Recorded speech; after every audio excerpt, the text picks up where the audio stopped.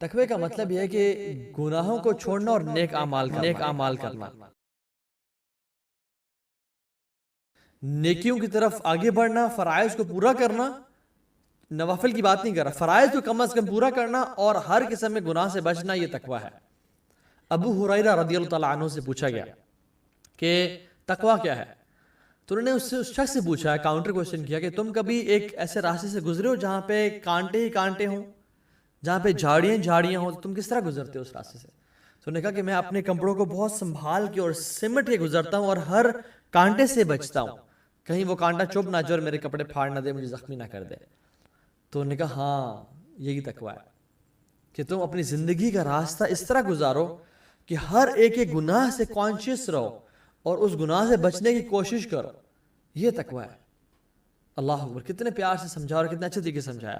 اور اللہ سبحانہ تعالیٰ کہتے ہیں وَاتَّقُوا اللَّهَ وَيُعَلِّمُكُمُ اللَّهُ، تم تقوی اختیار کرو، تمہاری زندگی میں جو مصیبتیں ہیں، مشکلات ہیں، تمہیں پتہ نہیں کہاں جانا، اللہ تعالیٰ تمہیں گائیڈ کر دیں گے، تمہیں سمجھا دیں گے، تمہیں راستہ دکھا دیں گے۔ وَاتَّقُوا اللَّهَ وَيُعَلِّمُكُمُ اللَّهُ، تمہیں اللہ تعالیٰ سمجھا دیں گے، بتا دیں گے کہ اصل راستہ کون سا ہے۔ وَاللَّهُ بِكُلِّ شَيْءٍ عَلِيمٌ، اور اللہ تعالیٰ ہر چیز کو جاننے والے ہیں۔ علام الغیوب تمہیں راستے کی طرف گائیڈ کر دے گا۔ اور سبحان اللہ، اس طرح کی بہت ساری قرآن کی جو ہے نا وہ آیات ہیں جس کو ہم ذکر کرتے ہیں۔ پہلی سورہ طلاق کی آیت، وَمَن يَتَّقِ اللَّهَ يَجْعَلْ لَهُ مَخْرَجًا، جو بھی اللہ کا تقوی اختیار کرتا ہے، یجعل لہ مخرجا، اللہ تعالیٰ اس کے لیے مخرج بنا دیتے ہیں۔ فار ایگزامپل، اگر یہ جو آفس ہے، یہ اس پہ اگر دروازہ ہے نا، دیر از آلریڈی اے مخرج، لیکن امیجن میں اگر ایسی جگہ پھنس گیا ہوں جہاں پہ کوئی مخرج ہی نہیں ہے، وہاں سے بھی اللہ تعالیٰ مخرج کا راستہ بنا دیتے ہیں، مینز این ایگزٹ بنا دیتے ہیں جہاں سے میری لائف میں اس کو آرام سے سوائپ کر کے میں نکل جاؤں گا۔ وَمَن يَتَّقِ اللَّهَ، مئی کا مطلب ہے کیا ہے؟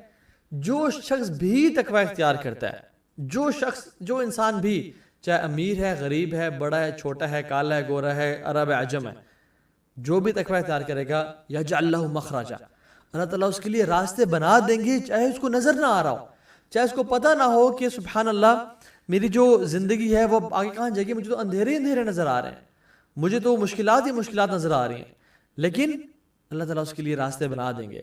اور پھر وَيَرْزُقُهُ مِنْ حَيْثُ لَا يَحْتَسِبُ، اور اس کو وہاں سے رزق اور روزی عطا کریں گے، مال اور اولاد اور سکون اور چین عطا کریں گے جہاں سے اس نے کبھی من حیث لا یحتسب، اس نے کبھی امیجن نہیں کیا ہوگا۔ پھر آپ فرماتے ہیں وَمَن يَتَقِ اللَّهَ يُكَفِّرْ عَنْهُ سَيِّئَاتِهِ وَيُعْظِمْ لَهُ أَجْرًا، جو بھی تقوی اختیار کرے گا ہم اس کے گناہوں کو معاف کر دیں گے اور اس کے درجات کو بلند کر دیں گے۔ اور پھر ہم کہتے ہیں اچھا میرے کام کیا آسان ہوں گے لائف میں؟ جی آسان ہوں گے۔